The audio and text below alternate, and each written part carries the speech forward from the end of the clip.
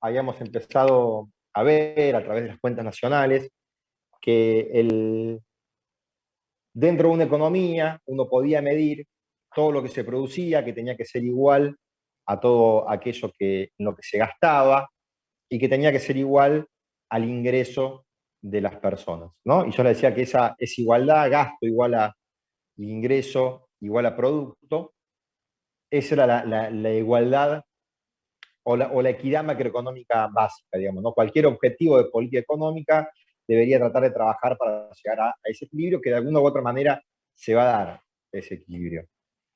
Si bajamos un poco más a la realidad, lo que nos vamos a encontrar es que en economía, en macroeconomía, así como en economía con Ignacio en la micro, ustedes van a empezar a trabajar los conceptos de demanda y de oferta, demanda del lado del consumidor, oferta del lado de la empresa. En macroeconomía se trabajan los conceptos de oferta agregada y de demanda agregada. Esta palabrita agregada es algo que Keynes, en su obra, cuando Keynes escribe la teoría general de la ocupación, el interés y el dinero, él dice, bueno, lo interesante cuando uno analiza la economía de un país, y esa es una crítica que tenía Keynes hacia las escuelas neoclásicas, Marshall, lo que ustedes ven los martes con Ignacio, una de las críticas que tiene Keynes cuando escribe su libro, es que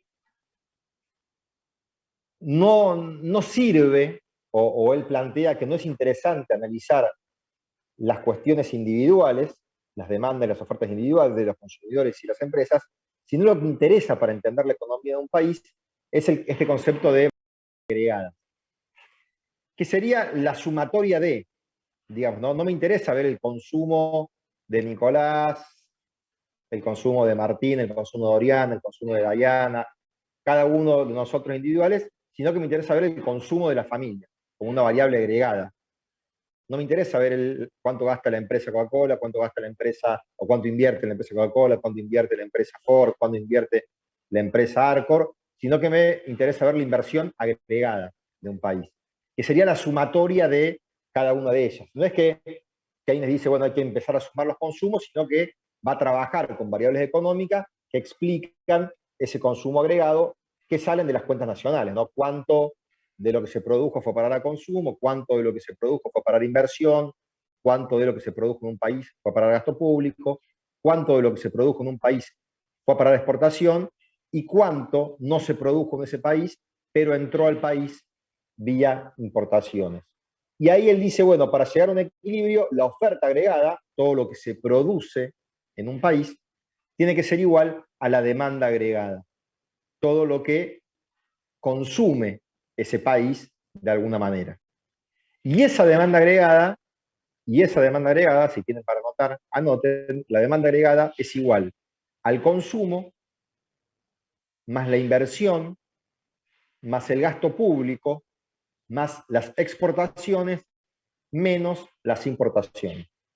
Repito, la demanda agregada de un país es igual al consumo de las familias, a la inversión de las empresas, al gasto público de los gobiernos, a las exportaciones menos las importaciones. Entonces, demanda agregada es igual a C, consumo, más G, más I, inversión, más G, gasto, más X, exportación, menos M, importación.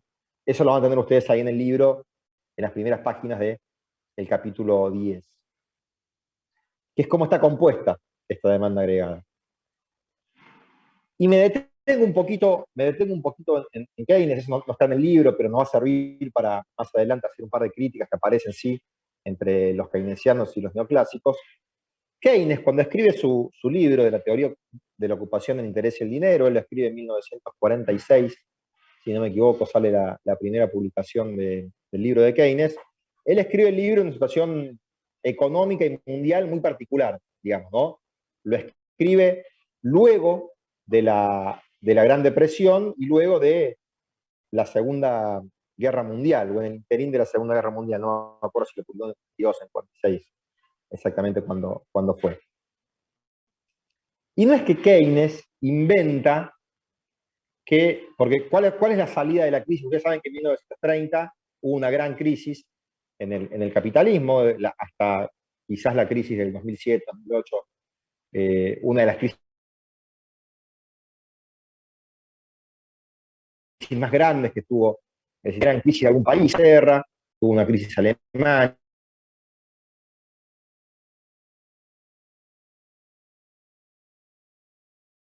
crisis algún otro país del mundo, pero la crisis de 1930 es la primera crisis en la cual todas las potencias entran en crisis.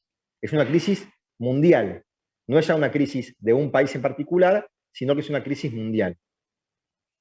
Esa crisis de 1930, la salida que encuentran los diferentes países a esas crisis es a través de la intervención del Estado. Es a través de la intervención del Estado. No es algo que inventa Keynes. Keynes lo que va a hacer va a darle un marco teórico, va a escribir cómo hicieron los países para salir de esa crisis, darse cuenta que hay un patrón común y tratar de entender por qué esa intervención del Estado puede facilitar en el sistema capitalista la salida de una crisis. Y esa salida de la crisis, en el caso de Estados Unidos, que es el caso quizás más paradigmático por ser la economía mundial más grande, más grande del mundo en 1930, era ya la potencia, había dejado de ser Inglaterra y había pasado a ser Estados Unidos, la potencia, la locomotora capitalista del mundo. La salida de Estados Unidos, bajo la presidencia de Roosevelt, se da con lo que se llamó el New Deal, el nuevo trato americano, ¿no? En donde el Estado norteamericano invirtió fuertemente en obra pública y de esa manera reactivó la economía norteamericana que se había venido a pique. ¿Cómo es esto? A través de obra pública, básicamente autopistas, presas hidroeléctricas, rutas, planes de vivienda. Digo, el Estado volcando cemento, volcando ladrillo en la economía y de esa manera reduciendo el desempleo y reactivando el ciclo económico. Ahora, en un ratito vamos a volver a esto, pero era para plantear de dónde venía este concepto de demanda agregada de Keynes. Entonces, en esta demanda agregada, lo que nos va a interesar a nosotros es tratar de entender cuáles son los factores que mueven a esa demanda agregada para llegar a un equilibrio. Ustedes van a ver en el gráfico, en el libro del capítulo 10, los que no tengan el libro no se preocupen, la clase que viene vamos a volver a estos gráficos para explicarlo, pero lo voy para también ordenar un poco la clase y poder seguir avanzando. Ustedes van a ver en el gráfico que van a tener una variable, un eje cartesiano X, Y, una recta de 45 grados que va a ser la recta de ingreso. Esa recta de 45 grados sería el ingreso de equilibrio. Siempre vamos de alguna manera u otra, vamos a estar en equilibrio. Hay que ver qué significa ese equilibrio. Que estemos en equilibrio no significa que las cosas están bien para todo el mundo, digamos, ¿no? Hoy la economía argentina tiene un equilibrio.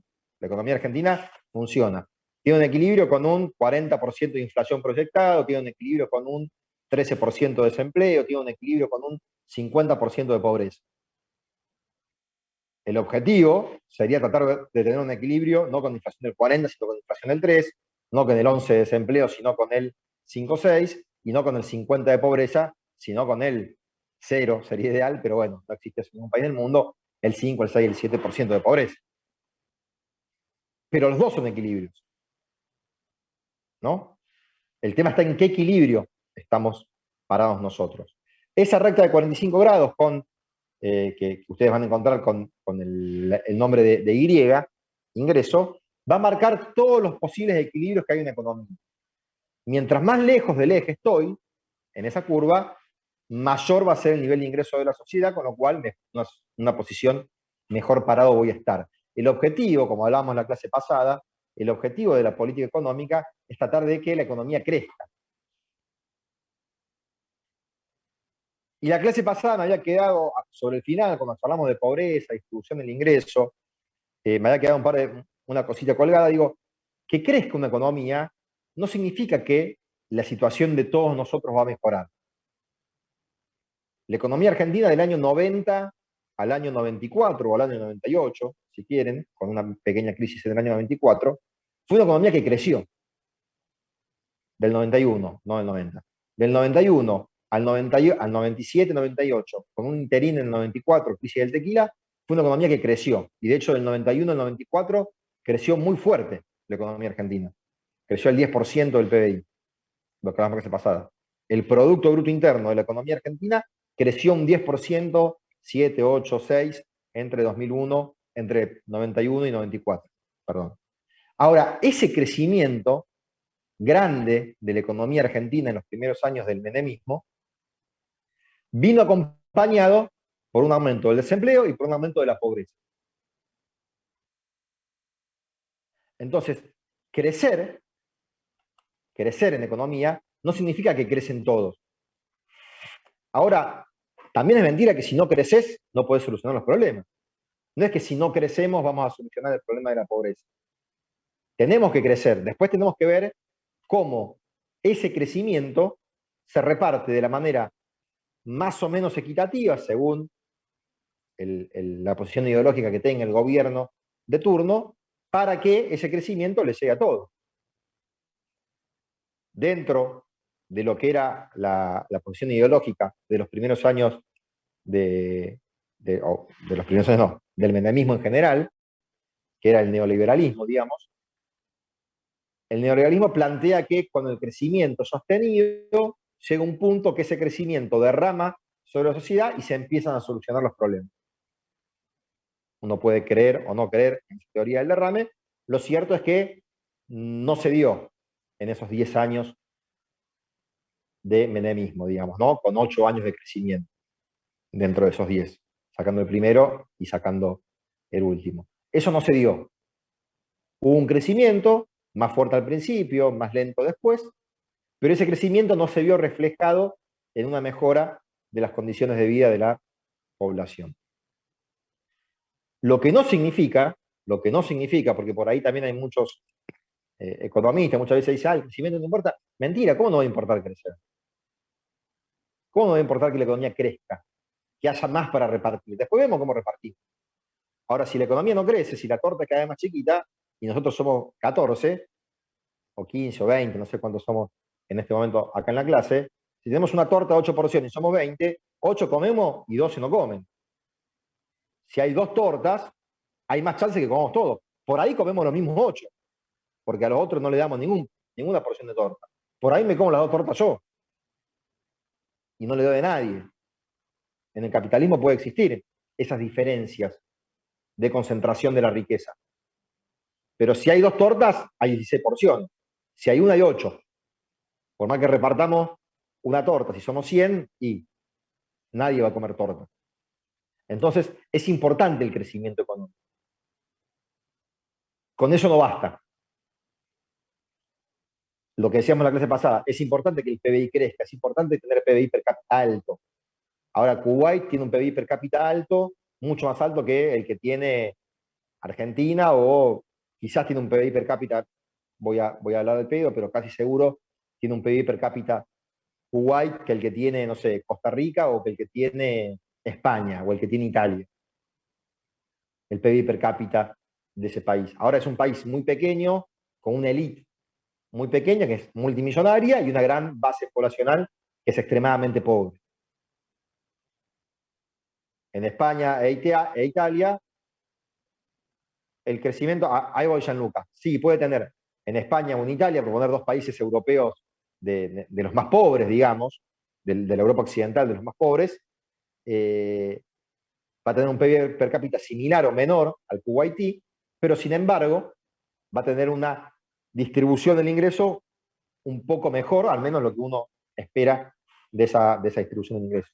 Ahí Gianluca pregunta si el crecimiento del PBI tiene que ver, o del producto de la economía, tiene que ver con el crecimiento poblacional. Sí, es una de las variables. Ya vamos a hablar, cuando hablemos de oferta agregada, vamos a hablar de cómo puede crecer el producto, digamos, pero mientras más gente tenés vos dentro de un país, más potencial tenés de producción. Un país como la Argentina, con el territorio que tiene la Argentina y con los 40 millones de personas que somos, si en vez de 40 millones de personas fuéramos 150 millones de personas y tendríamos una densidad poblacional más parecida a la de un país europeo, o a Estados Unidos, digamos, que tiene una densidad poblacional mucho más grande que nosotros, seguramente tendríamos un potencial productor mucho mayor. Tendríamos más mercado interno, tendríamos más mano de obra, tendríamos más capacidad de gente que vaya a las universidades para estudiar, más capacidad de gente que vaya a las tecnicaturas para tener algún oficio, más posibilidades. Mientras más grande es esa nación, más potencial tiene. Más potencial tiene. Después no significa que mientras más población tenés, más creces, digamos, ¿no? Pero sí que necesitas población para crecer. Muchas veces, para tratar de responder la pregunta de Gianluca, muchas veces se compara y se dice, no, si Argentina hubiéramos sido colonia inglesa, hoy seríamos Estados Unidos o Canadá, ¿no? O Australia. No sé si lo han escuchado eso alguna vez o no, pero se dice muchas veces. Nosotros, lo malo que nos colonizaron los españoles, nos colonizaron los ingleses, éramos Estados Unidos, o éramos Australia, o éramos Canadá, o éramos Nigeria, que fue colonia británica, o éramos India, o éramos Pakistán, o éramos Afganistán, o éramos Bangladesh. Digo, todas esas fueron colonias británicas.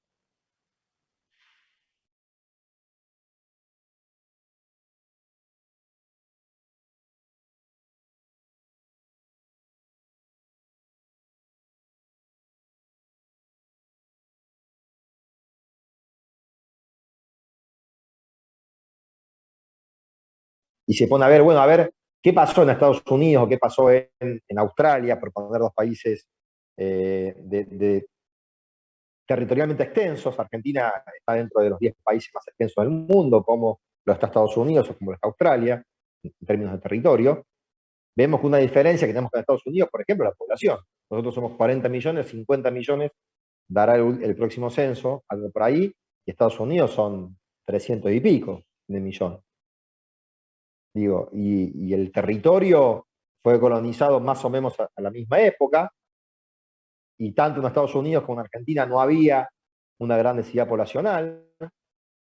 Las, la presencia indígena en ambos países eran de comunidades no tan desarrolladas agrícolamente como tenías en los Andes, desde México hasta Bolivia. En los dos países, tanto en Estados Unidos como en Argentina, hubo una matanza tremenda de esa población indígena por parte del poder recién independizado, la conquista del desierto de Argentina, que era Sarmiento, Roca y demás, ir a la Patagonia y al Chaco e ir asesinando a la población indígena que se resistía y a la que no, integrándola, digamos, pero en su mayoría ir asesinando y conquistando ese desierto que no era tal, y es más o menos lo mismo que la campaña del oeste norteamericano.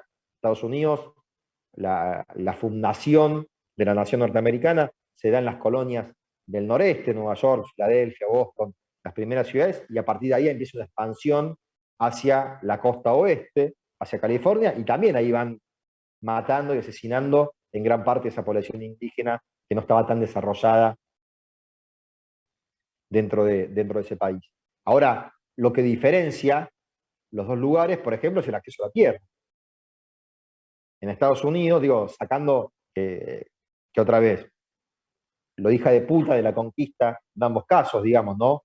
Que es una conquista en base de matanza de población que estaba ahí, uno puede decir, bueno, espero que nadie esté de acuerdo, alguno puede estar de acuerdo o no, pero más allá de eso, en ese avance, el territorio norteamericano se iba repartiendo de una manera más significativa.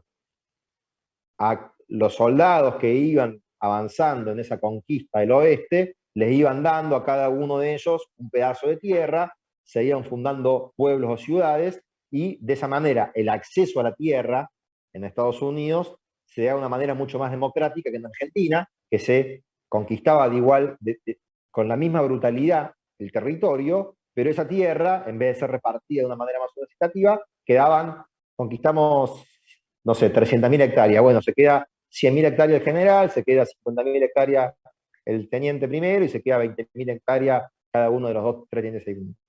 Y después otros soldados, bueno, listo, que vuelvan a Buenos Aires, que vuelvan a los ranchos donde salieron.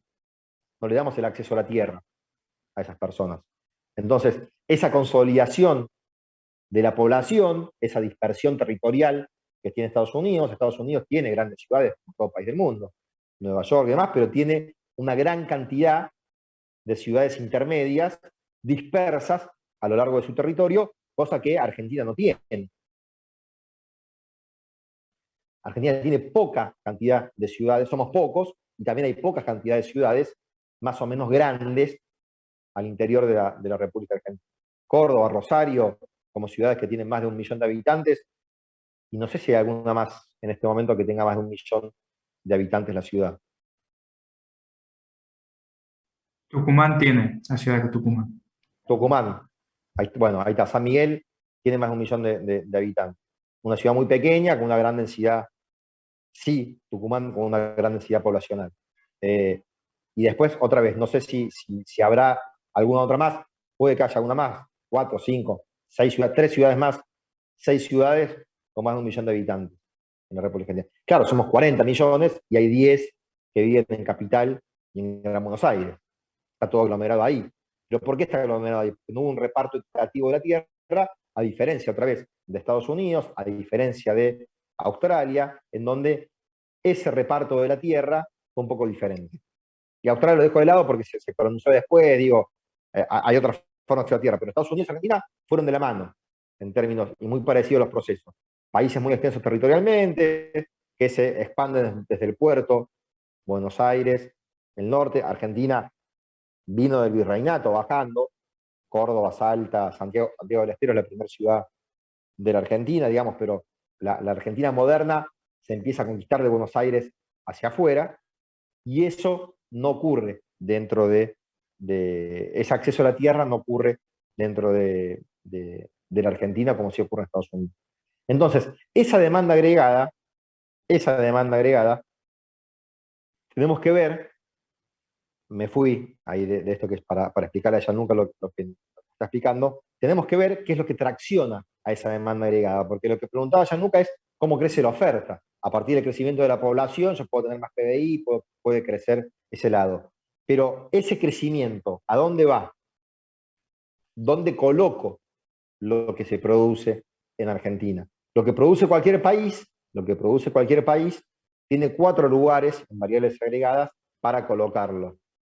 O lo coloca en el consumo, es decir, se lo vende a las familias, o se lo vende a las empresas, inversión, o se lo vende al Estado, gasto público, o se lo vende al resto del mundo, exportación. Entonces, todo lo que produzco yo, lo tengo que colocar en alguno de esos 4 puntos. Y del resto del mundo me van a colocar también mercaderías a mí. Por eso las importaciones van a ver que aparece restando. Las importaciones es parte del ingreso de la Argentina que se va de la Argentina, que no va a parar a producción argentina, sino que va a parar a producción de otros países del mundo. Así como las exportaciones nuestras, ese ingreso del resto del mundo que viene a parar a nosotros.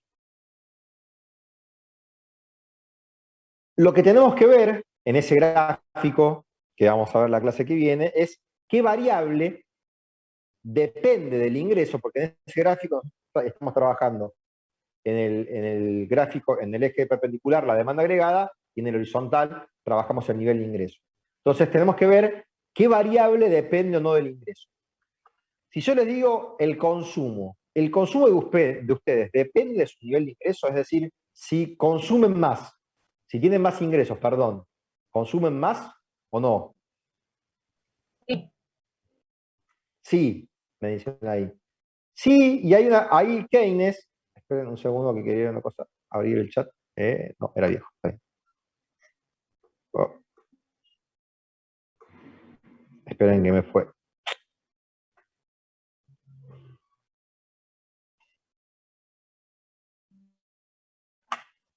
Les pido ahí si en el chat, si en vez de escribirme, porque por ahí quería ver una cosa, pero ya era lo que ya he visto antes, o si ven que no, si quieren escribir, trato de responderles. Si ven que no le contesto, abran el micrófono y véanlo, porque me es difícil con el celu por ahí entrar al chat. Sí, si tengo más ingreso, consumo más. Ahora, Keynes, y este es uno de los grandes aportes que hace Keynes en su libro, Keynes va a plantear una paradoja que va a decir que la propensión marginal a consumir, es decir, qué tanto dinero gasta en el consumo la gente a medida que tiene más ingreso. Ustedes con Ignacio ya empezaron a ver la utilidad marginal, ¿no es cierto? ¿O no?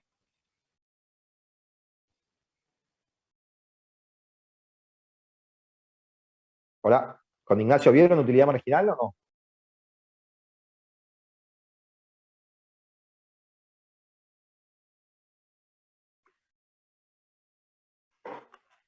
Hola, hola, ¿me escuchan? Sí, se escucha. Sí. Bueno, Oriana dijo que sí, entonces ahora le pregunto a Oriana. ¿Con Ignacio vieron utilidad marginal o no? ¿Ya empezaron a trabajar ese Eh, tema? no me suena, No. me parece que no. ¿Listo? No, no, no importa, no importa. Era solo para saber si no le explica el concepto de marginalidad. Listo, listo, Martín. No. No. Ahí pusieron que no al chat. Dentro, Así que- está bien, está bien. Dentro de la teoría neoclásica hay un concepto que van a trabajar ustedes un montón con Ignacio. Van a ver utilidad marginal, costo marginal, precio marginal, beneficio marginal. La palabra marginal le va a aparecer como 40.000 veces a lo largo de la materia. Este concepto significa analizar qué ocurre en el margen de la variable. Significa que cuando, en el caso este del consumo marginal, que cuando me entran 10 pesos más, 1.000 pesos más, la variable que quieran ustedes poner, ¿qué hacen con esos 1.000 pesos nuevos que le entran? ¿Cuánto destinan a consumo y cuánto destinan a ahorrar? ¿No es cierto? Entonces Keynes dice que mientras más rica es una persona, proporcionalmente le destina menor cantidad de ingreso al consumo. Es decir, que la propensión marginal a consumir es decreciente.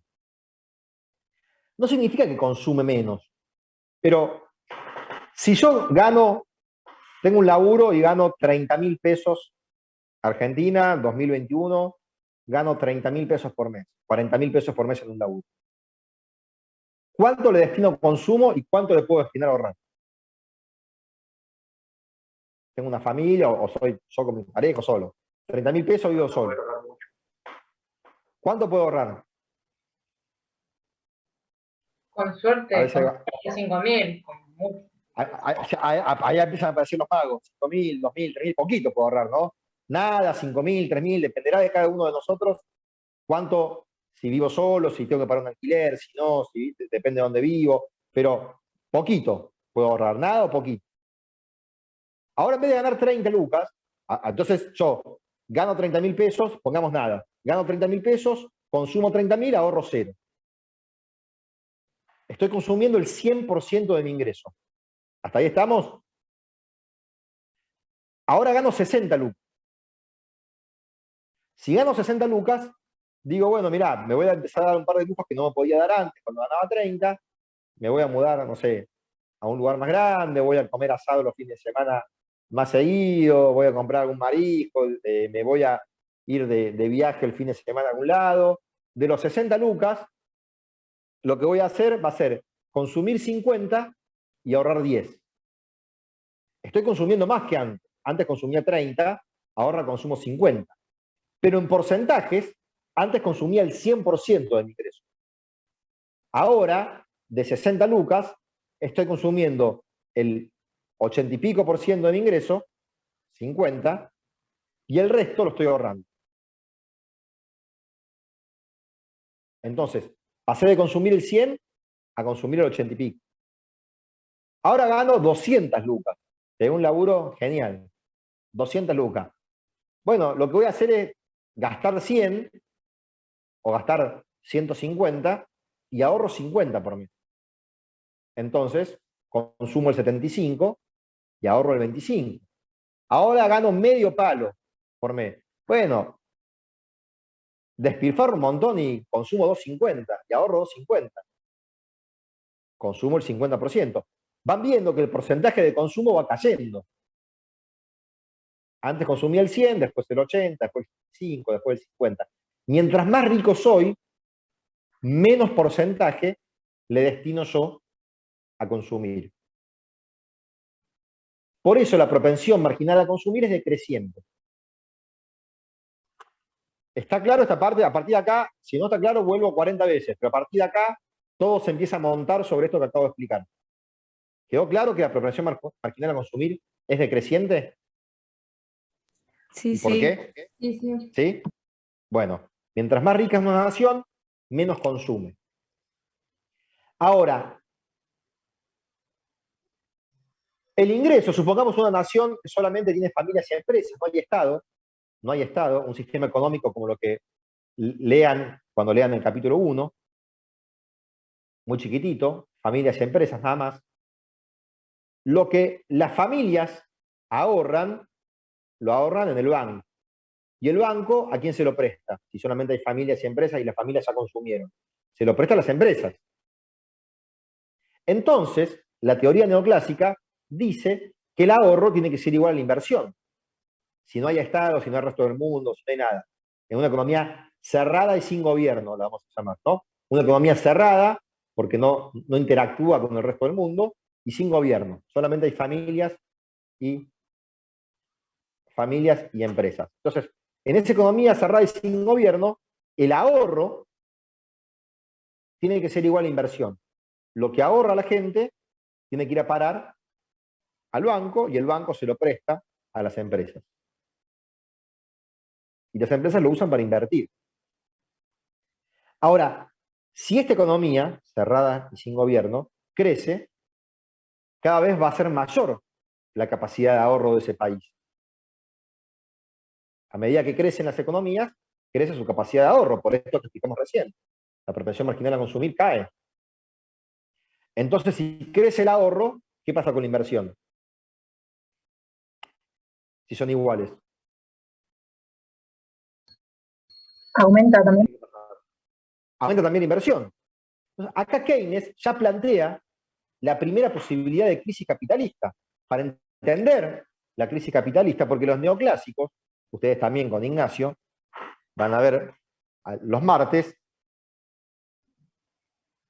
que siempre se llega a un equilibrio, y que ese equilibrio, ahí sí en microeconomía, es un equilibrio en donde todos están en la mejor situación que pueden estar. Y nosotros recién dijimos que el equilibrio puede significar que haya 50% de pobreza, un montón de cosas que no es la mejor posición que podemos estar. Pero si crece el ahorro, crece la inversión. Crece el ahorro, crece la inversión. Crece el ahorro, crece la inversión. Y el consumo cae en términos proporcionales, ¿no? Y el ahorro crece en términos proporcionales y la inversión crece en términos proporcionales. Ahora, si crece la inversión, pero el consumo cae, hay una crisis, la posibilidad de una crisis de sobreproducción. Porque se está produciendo cada vez más en proporción y se está consumiendo cada vez menos en proporción. Y eso no es otra cosa que la crisis del 30. La crisis del 30 es una crisis de sobreproducción. Demasiada mercancía para poca gente que consume.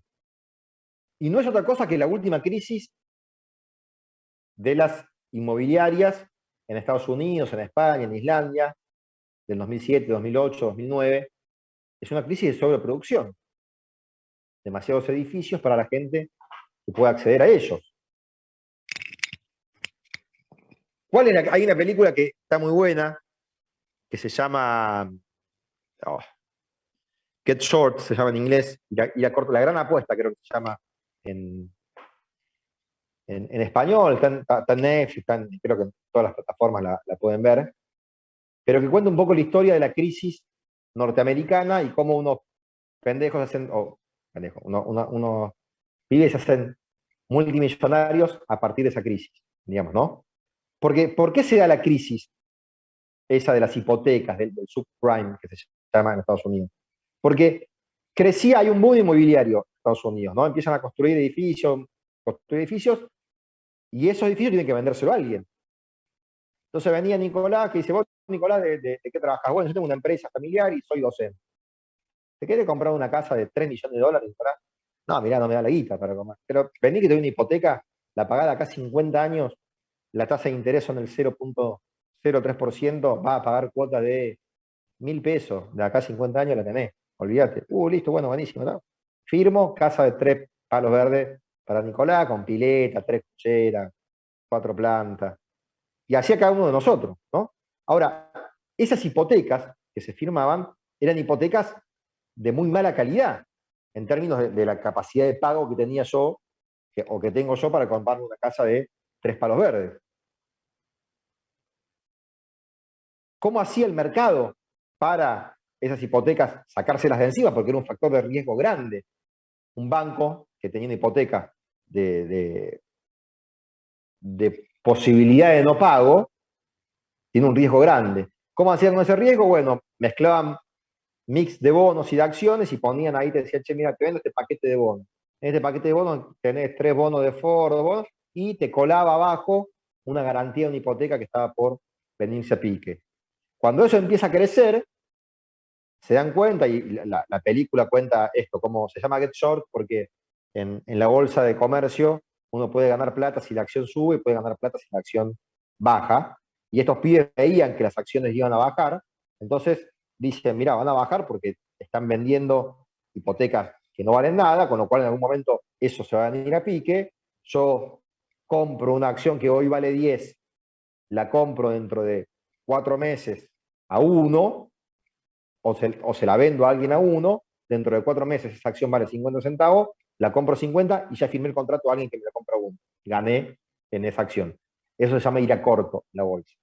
La peli está buenísima y está mucho más entretenida, explicada que lo que lo explico yo, pero más allá de eso, lo que planteaba, o lo que plantea la peli esa, lo que plantea Keynes, es lo que pasó en el 30, lo que pasó en el 70, lo que pasó en el 2000 y pico, que son crisis de sobreproducción. Hay más producción de lo que la gente puede comprar, que es la forma más habitual que se presenta la crisis en el capitalismo. Las empresas producen y llega un momento que lo que producen no lo pueden vender. Año 2019 o 2018, debería buscar las noticias, la fábrica de la Campañola, que vende un montón de cosas, pero quizás todos la conocemos por ahí porque también vende atún, uno de sus productos más conocidos. En el momento de crisis, había crisis económica, cerró, suspendió turnos en la fábrica de atún porque tenía tanto atún estoqueado que no tenía lugar donde guardarlo. Tenía un montón de latas de atún producidas y no se las vendía a nadie. Con lo cual dijo, bueno, dejo de producir atún hasta que venda esta enorme parva de latas de atún que tengo, porque no se las puedo vender a nadie. Eso es una crisis de sobreproducción. Y eso es lo que plantea Keynes, que cuando empieza a plantear esta idea que la economía trabaja con ciclos económicos. Hay ciclos de crecimiento económico, si quieren lo previo a 1930, o si quieren, vamos, en Argentina más cercano, crisis del 2001, arrancamos de ahí. 2002, 2003, 2004, 2005, 2006, 2007, crecimiento de la economía. En los primeros años, un crecimiento muy fuerte de la economía. 6, 7, 8% crece el PBI, 2004, 2005, 2006, 2007. Un crecimiento de la economía, un crecimiento del consumo, un crecimiento de la inversión. Llega un momento, ahora vamos a ver por qué, que ese crecimiento del consumo se detiene y la inversión, si sigue creciendo, hay un proceso de sobreproducción y esa sobreproducción genera una crisis y empieza a caer la economía. Hasta que pasa algo que la economía la hace crecer de vuelta. Lo que Keynes planteaba es que en ese proceso de crecimiento y caída de la producción, ustedes piensan en el gráfico del PBI de un país como un gráfico que crece en la montaña, cae a un valle, crece en la montaña, cae a un valle, crece en la montaña y demás. Cada caída de la economía, que uno puede decir, bueno, cayó el PBI el 3, el 4, el 5, el 10%, cada caída eso repercute fuertemente. Mientras más grande la caída, más fuerte es la repercusión que tiene en términos sociales. Y por ahí dentro, si uno mira a largo plazo y dice, bueno, mira, arranqué acá y llegué acá, la economía creció. Puede crecer derecho, puede crecer con vaivén. Pero bueno, salí del mismo lugar y llegué al mismo lugar. Una economía que tiene muchas caídas y muchos crecimientos es una economía que tiene cicatrices sociales que es difícil de recomponer a veces. La crisis del 30 en Estados Unidos, aparte de que un montón de empresas quiebran, aparte de que un montón de millonarios pierden un montón de guita, aparte de que otro montón de gente se hace rica, es el momento de mayor desempleo de Estados Unidos, mayor tasa de suicidio, mayores tasas de criminalidad. todo eso no es gratis para un país. Por eso el Estado tiene que intervenir, dice Keynes. Y encima, el momento histórico en el cual Keynes escribe su libro, Keynes decía, el Estado tiene que salvar al capitalismo, porque era un momento en donde había otra forma, otro sistema económico que había triunfado hacía relativamente poco en lo que después fue la Unión Soviética, en Rusia, que era el sistema socialista. El partido bolchevique se hace del poder en el 17 y empieza la experiencia de planificación soviética, y frente a esa experiencia, los países capitalistas no pueden darse el lujo de tener una convulsión social, porque una convulsión social en esos años significaba la posibilidad de la emergencia de algún partido de izquierda que pudiera tomar un camino similar al que tomó la Unión Soviética. Por eso los países más keynesianos del mundo, los países de mayor presencia del Estado, no sé si alguna vez se lo preguntaron o no, pero ¿por qué cuando uno ve el ranking de los países donde la gente está más contenta, ¿no? Y lee Dinamarca, Suecia, Noruega, Finlandia, los países escandinavos son los países en donde esa presencia del Estado más se nota.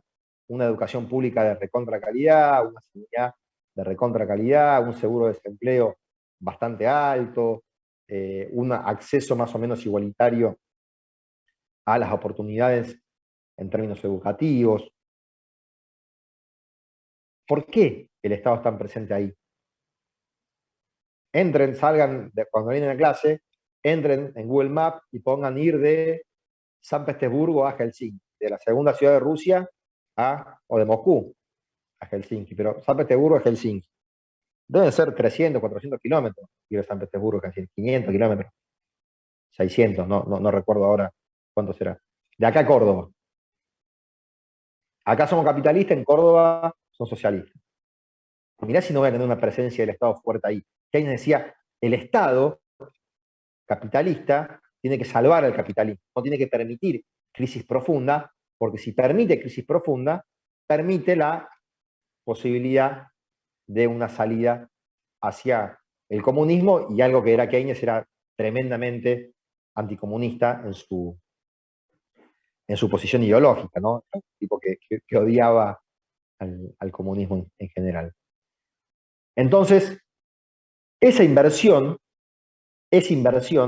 que crece, a la par que crece el ahorro, llega un momento que se exacerba y cae. Y cuando cae, dice Keynes, el ciclo arranca al revés. Si cae la inversión, cae el consumo porque hay más desempleo, si cae el desempleo, cae el ahorro, si cae el ahorro, cae la inversión, y puede ser un pozo sin fondo. Y es ahí en donde tiene que intervenir el Estado, plantea Keynes. ¿Por qué? Porque la inversión, y ese es el segundo componente de la demanda agregada, primer componente consumo, la inversión no depende, dice Keynes, de los niveles de ingreso, o no depende solamente de los niveles de ingreso. No importa cuál es el nivel de ingreso a la hora de que un empresario tome la decisión de invertir o no. Lo que le importa al empresario a la hora de invertir o no es cuánto le va a rendir su capital, la eficiencia marginal del capital. Si pongo $100 más, cuando termine el proceso, ¿cuántos dólares más tengo? Y ahí va a depender, dice Keynes, por un lado de la tasa de interés. Si yo les digo, si yo a ustedes, la tasa de interés hoy de un plazo fijo en Argentina debe estar en el 30 y pico por ciento, ¿no? O el 40%.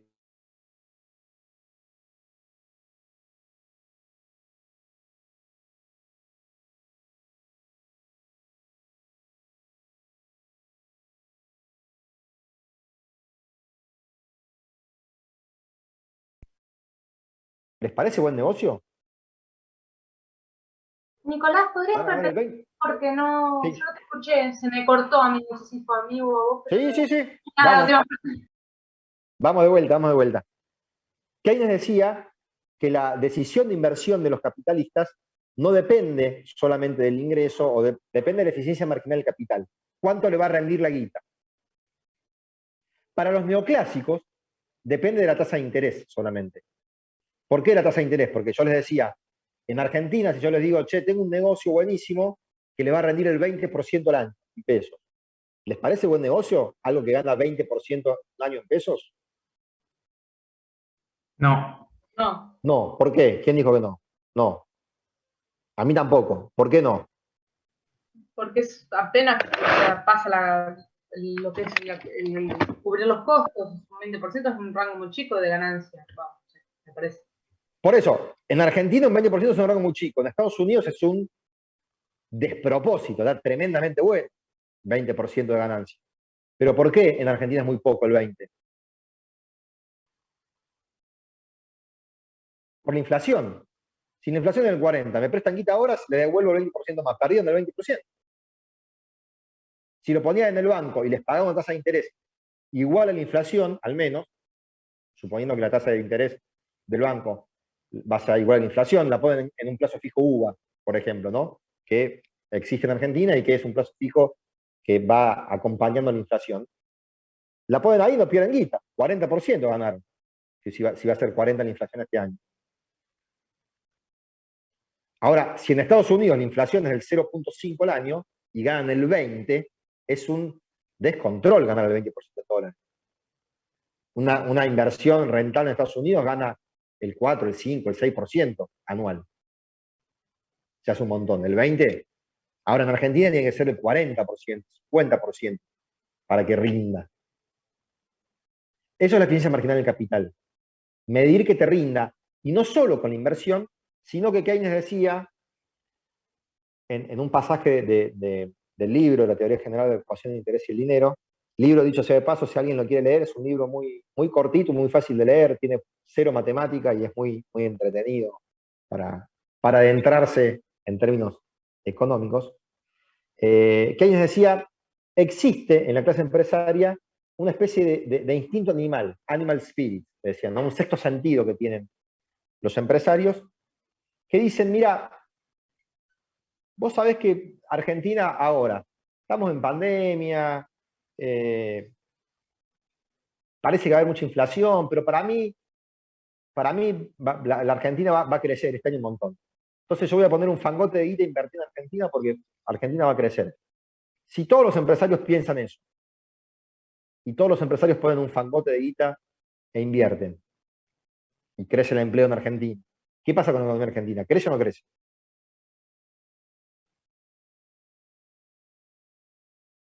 Si hay mucha yo creo que inversión, sí. sí, si hay mucha inversión, la economía crece. Entonces después se juntan los 15 tipos más ricos y dijeron, che, viste que teníamos razón.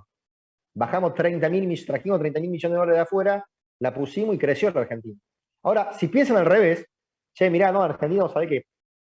No me gusta Alberto, no me gusta Cristina, para mí esto se va al carajo y voy a sacar la guita. Y si no invierten, la economía evidentemente cae. Entonces Keynes es un poco irónico, decía, siempre le pegan los empresarios, ¿no? Con lo que sucede. Le pegan porque un poco la manija la mueven ellos, sobre todo en economías pequeñas. Si la clase empresaria como tal apuesta, invierte, esa economía crece, se llenan de guita. Si no apuestan y se van, la economía cae. Es una profecía autocumplida, decía Keynes. Entonces, y Keynes no le cargaba las tintas, yo estoy diciendo un poco más fuerte quizá de lo que era Keynes, Keynes decía, hay situaciones, por ejemplo, una crisis, la salida de una guerra, en donde los ánimos de los empresarios a la hora de invertir quizás no sean los mejores. Entonces ahí el que tiene que salvar al capitalismo es el Estado. El Estado tiene que invertir. Y ahí aparece la tercera variable, consumo de la demanda agregada. Consumo, inversión, gasto público. Cuando la inversión, cuando el motor de la economía no lo llevan adelante los empresarios, quien tiene que hacerse cargo de llevar adelante esa economía es el Estado a través del gasto público. Esperen que me fui.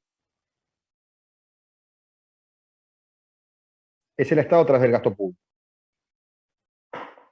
A través de la obra pública, a través de quita de impuestos, a través de 1000 formas puede haber. Cuando veamos el rol del Estado más adelante también lo vamos a charlar un poco más. 1000 formas puede haber del Estado que intervenga de una manera keynesiana. Pero el Estado interviene para llevar adelante la economía. ¿Por qué? Porque mueve. ¿Por qué habitualmente se dice que la obra pública forma, cuando uno habla de keynesianismo, por lo general lo primero que piensa es una obra pública? ¿Por qué la obra pública? Porque la obra pública tiene un montón de ventajas en términos de intervención del Estado. Por un lado, si la obra pública se realiza, digamos, ¿no? Si no aparecen la guita en bolsos por ahí.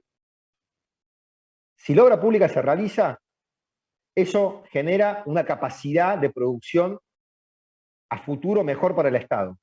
Si invierto en autopistas, voy a tener transporte después más barato porque no van a andar por ruta, van a andar por autopistas, en ferrocarriles, en puertos, en centrales hidroeléctricas para bajar el costo de la electricidad. Digo, son cosas que a futuro quedan a la estructura productiva del país, ¿no? Es inversión en obra pública, queda materializado en el país. Genera gran cantidad de mano de obra, y gran cantidad de mano de obra que no necesita una calificación muy grande para trabajar. Quizás hoy para manejar cierta maquinaria sí, digamos, pero pensemos en la época del 30 o hasta el día de hoy, la obra pública pequeña, digamos, quizás no la construcción de grandes autopistas, pero el bacheo y demás, requiere a alguien que sepa paliar, que tenga fuerza para tirar la pala adentro del trompito, la piedra, la cal y la arena para hacer el hormigón. Entonces yo puedo rápidamente incorporar mucha gente al mercado laboral sin necesidad de entrenarlos demasiado, con que haya uno que sepa, el resto hace tarea más física, y me da una densidad territorial mayor. Si yo construyo una autopista de Buenos Aires a Córdoba, estoy dando el laburo en Buenos Aires, en Escobar, en Campana, en Zárate, San Nicolás, Rosario, Armstrong, Marcos Juárez, Belleville, Villa María y Córdoba.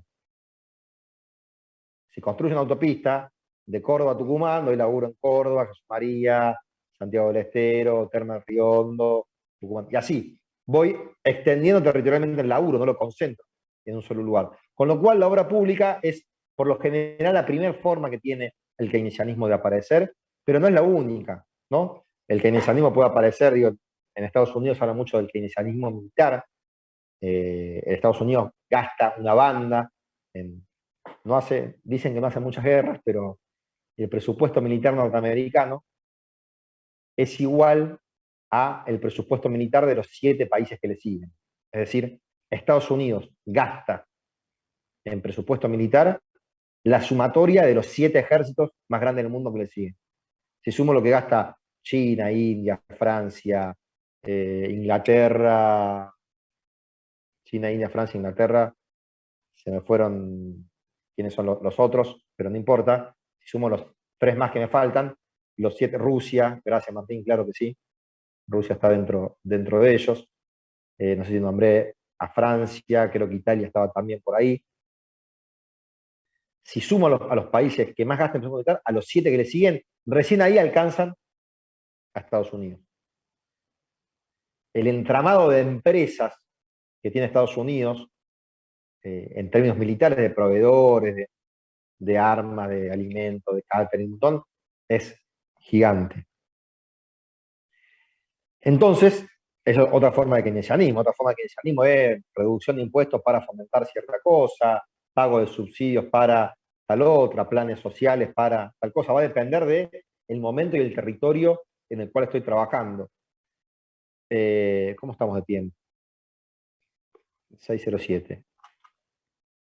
Dentro, por ejemplo, para venir más acá en América Latina, quizá una de las experiencias más exitosas en términos de políticas keynesianas en América Latina, de más acá en el tiempo, fue lo que vivió Brasil bajo el primer gobierno de Lula. El primer gobierno de Lula, y el único, porque después Lula dejó para Dilma, el gobierno de Lula en Brasil fue un momento en el cual Brasil creció un montón, al igual que Argentina en sus primeros años, pero creció mucho más, se posicionó a nivel internacional, pasó a hablarse de los BRICS, Brasil, Rusia, India y China, como las 4 potencias emergentes que venían a tomar el poder un poco que estaba dejando económico, que estaba dejando Estados Unidos.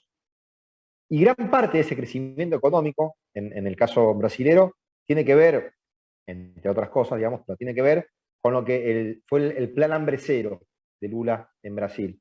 Brasil tenía, yendo a lo que hablamos en la clase pasada, tenía históricamente un crecimiento muy grande, pero tenía una distribución de la riqueza de las peores de América Latina, digamos, ¿no? Tenía un coeficiente de Gini, que hablamos en la clase pasada, muy alto, era muy inequitativa, sigue siendo muy inequitativa la sociedad brasilera, mucho más que la nuestra. Y esa inequidad hacía y hace que había una gran cantidad de riqueza, sobre todo en el triángulo del sur de Brasil, San Pablo, Río de Janeiro, Porto Alegre, el triángulo industrial, que es el sur de Brasil, donde hay mayor cantidad de densidad poblacional, pero también se concentra la mayor cantidad de riqueza, y después tenés de ahí, para la selva y para el norte brasilero, una gran cantidad de pobreza e indigencia. Lo que hizo Lula con el plan hambre cero era darle a esa gran cantidad de indigencia, garantizar un plato de comida. Que no haya ningún país, ninguna familia en Brasil que no tenga un plato de comida a la hora de morfar. Ahora, algo tan sencillo para un país que es productor de alimentos, como también lo es Argentina, que es garantizar la comida para cada una de las personas que viven ahí, te reactiva de la economía de una manera tremenda, porque empieza a hablar acá algo que decía Keynes, que es el efecto multiplicador. Cualquier acción, la acción del consumo, la acción también de la inversión, o la acción del Estado, genera un efecto multiplicador en la economía. Hace que crezca más que el gasto inicial. Vamos al caso este de Brasil que les contaba recién. Brasil dice, mira, vamos a ponerle un plato de arroz y de poroto a cada uno de las familias brasileñas. Vamos a hacer una feijoada. Arroz y poroto, básico. Y un poquito de carne, si quieren. Eso. Que le garantizamos un paquete de arroz y un paquete de poroto a cada familia brasileña. En Brasil son 400 millones de personas, más o menos 500 millones de personas. Había una indigencia muy grande, supongamos que había del 20% de la pobreza, un poco más todavía, pero supongamos el 25% de la pobreza, para hacer un número redondo, 400 millones, 25% de pobres, 100 millones de personas que no compraban un paquete de arroz y no compraban un paquete de poroto. Si yo le doy de comer a 100 millones de personas arroz y poroto, que antes no comían, significa que voy a producir más un paquete de arroz como en 25 millones de paquetes más de arroz por semana y 25 millones más de paquetes de poroto por semana. Si voy a producir 25 millones más de paquetes de arroz, 25 millones más de paquetes de poroto para darle de comer a 100 millones de personas, significa que tiene que entrar a trabajar más gente a las fábricas de arroz y de poroto. 250 millones en Brasil, pensé que era mucho más. Gracias, Cristian, por la corrección. Pensé que eran como 400 millones. Mira, te agradezco. Igual seguimos con el mismo número solo porque ya arranqué con eso. Si contrato más gente, también voy a tener que comprar más plástico para embolsar el arroz y los porotos, con lo cual las fábricas de arroz, de plástico para los paquetes de arroz y de poroto van a producir más, con lo cual van a contratar más gente. Si contrata más gente todo, más gente se va a movilizar. Entonces va a aumentar, si se mueven en bici, la venta de bici, la venta de repuestos, si se mueven en moto, la venta de moto, el combustible, las gomas, los talleres mecánicos, los súper. Crece la decisión del Estado brasilero de gastar X cantidad de guita para darle de comer a el 4% de la población que era pobre, trae un efecto multiplicador detrás. Él gastó solamente esa guita en comprar esos paquetes de arroz y de poroto. Ahora, esa decisión, esa inyección de dinero, generó un efecto multiplicador en la economía, porque detrás de ella vienen otra serie de decisiones económicas que el resto de las empresas, cuando ven la oportunidad, deciden invertir. Cuando Roosevelt dice, vamos a hacer unas autopistas, hacer una red de autopistas a lo largo y a lo ancho de todo el territorio norteamericano, si yo tenía una cementera, descorchaba, porque digo, voy a vender cemento a lo pavote. Si Lula anuncia un plan de hambre cero y tengo una fábrica de arroz, descorcho champán y gasto a cuenta porque voy a vender más paquetes de arroz que lo que vendí en toda mi vida.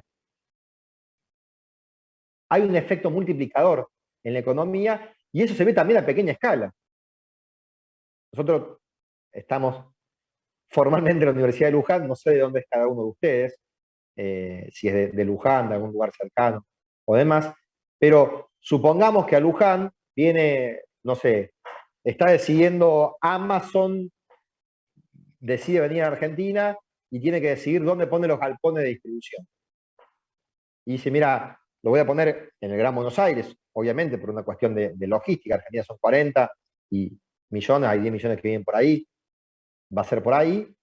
Yo soy intendente de Luján y me da una reunión Jeff Bezos de Amazon, le ofrezco que le rebajo impuestos, que cualquier cosa con tal que venga a instalarse ahí. Y lo mismo va a hacer el intendente de Moreno, y lo mismo va a hacer el intendente de Berazategui, y lo mismo va a ser el intendente de Florencio Varela. ¿Por qué? Porque si viene Amazon a instalarse, los galpones de Amazon, significa que van a venir un montón de puestos de laburo ahí. Que va a haber gasto, ese efecto multiplicador va a ser muy grande para lo que es mi ciudad. Y al revés, si se va una gran empresa de un lugar, si se van el ferrocarril, cuando se levantaron los ferrocarriles de Argentina, un montón de pueblos se murieron por el efecto multiplicador que provocaba el ferrocarril. Si no pasa el tren, significa que no viene tanta gente, si no viene tanta gente, significa que la gente se va, que no hay oportunidad para el artesanero, para el verdulero, para el carnicero. Para... Cualquier decisión económica del privado o del Estado genera efecto multiplicador, para mejor o para peor. La decisión de cerrar una fábrica no significa que hay 100 personas que se quedan sin laburo en esa ciudad. Hay 100 que se quedan sin laburo, pero también hay un montón que dependían de eso, que también se quedan sin laburo o ven mermar su laburo. Y la decisión de instalar una fábrica no significa que hay 100 puestos de trabajo nuevos. Significa que hay 100 puestos de trabajo nuevos, pero también que hay un montón de trabajos o mejoras de las condiciones de vida anexo a esa instalación de la fábrica. Eso es lo que Keynes decía, el efecto multiplicador de la economía. El efecto multiplicador de la economía se da ahí. Y se da muy fuerte cuando el Estado interviene. El rebote del ciclo económico puede ser muy rápido, porque el Estado pone mucha cantidad de guita, y pone mucha cantidad de guita en población que ganaba cero. Y si ganaba cero y gana 30.000, ¿cuánto de eso le destina al consumo? 100%, dijimos al principio. Entonces, perdón, si yo intervengo dándole plata a través de la obra pública a sectores que estaban desempleados, la reactivación del consumo es fuerte, la reactivación de inversión va a ser fuerte, la reactivación de la economía va a ser fuerte. Por eso, esas tres variables, Keynes veía que la forma más rápida de recuperación era la intervención del Estado. No es que Keynes creía que el Estado tenía que ser el dueño de la economía. Keynes era capitalista. Él decía, él creía, confiaba y le gustaba el sistema capitalista. Pero también veía que si dejaba el capitalismo actuar por sí solo, producto de esto que hablamos al principio de la clase, de la propensión marginal a consumir decreciente, iba a haber crisis. Y que las sucesivas crisis en un país pueden dar lugar a surgimientos de movimientos que no son capitalistas. Con lo cual el Estado, si quiere garantizar que siga existiendo, tiene que intervenir en la economía tratando de levantarla. En la década, fin de la década del 60, hubo una crisis muy fuerte en los países centrales, en Estados Unidos también. El presidente era Richard Nixon, el ministro no tienen ministro de Economía, ellos tienen un secretario, pero como el cargo de ministro de Economía era Donald Rumsfeld, y Rumsfeld, Nixon era del Partido Republicano, el Partido Republicano es el partido de centro derecha o derecha en Estados Unidos, el partido más apegado a las ideas liberales o neoclásicas, el Partido Demócrata, si quieren, partido de centro-izquierda, el más apegado a las ideas keynesianas. Gobernaban los republicanos, hay una crisis, y Donald Rumsfeld, secretario del Tesoro, sale a anunciar un montón de paquetes de medidas keynesianas. La prensa lo agarra y le dice, pero ¿cómo que usted, que decía que el keynesianismo no funcionaba y que aplicaba medidas neoclásicas, ahora, en momento de crisis, aplica medidas? Y Rumsfeld tuvo una respuesta que quedó para la historia, dice, cuando hay crisis, somos todos keynesianos. Después vemos, pero cuando hay crisis, somos todos keynesianos. ¿Alguna duda, pregunta que haya quedado?